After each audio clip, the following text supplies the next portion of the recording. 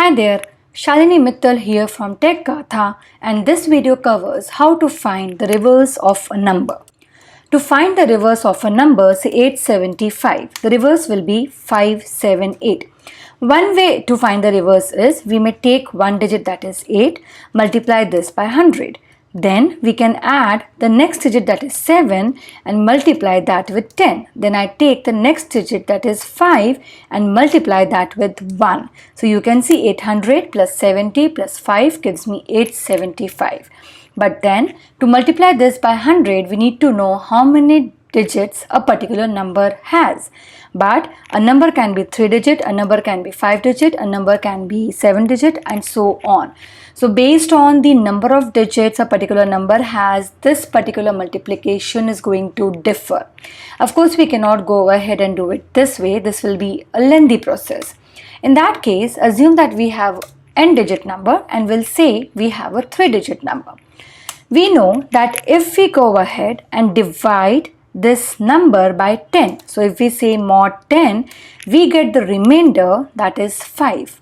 And then if we divide this number by 10, we get the quotient, that is 87. Remember, in Java, int by int gives you always int as a result. Again, so I can just go ahead and continue these two steps. So I can say I get the next quotient 87 mod 10, which gives me the 7 as a remainder. And if I say 87 divided by 10 gives me the 8 as a quotient. I again can go ahead and take this quotient, that is 8. I say mod 10 gives me the 8 as a remainder. And if I say 8 divided by 10 gives me 0 as the quotient. Same goes for if it's a 4-digit number, 5-digit number, 6-digit number, and so on. We know that we have to repeat this process until we get the quotient as 0. Even if it is a 4-digit number at the end somewhere. So here we have to perform these operations 3 times. For a 4-digit number, it will be 4 times. For 5-digit, 5 times. So where do we stop is when we get the quotient as 0. Now once we got this particular remainder as 5, and if in case I have 0 multiplied with 10 and I add in the first remainder, that is 5, I get the result as 5, right? Now I got the next remainder 7. I can take the previous result, that is this 5. I can multiply this by 10. And then I add with the next remainder, that is 7. So you can see 50 plus 7 gives me 57.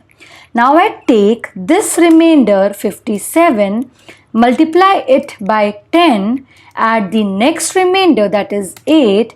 So it gives me 570 plus 8, that is 578. And can you see we got the reverse of the number. So this is how basically you have to repeat these 3 operations again and again until your quotient becomes 0.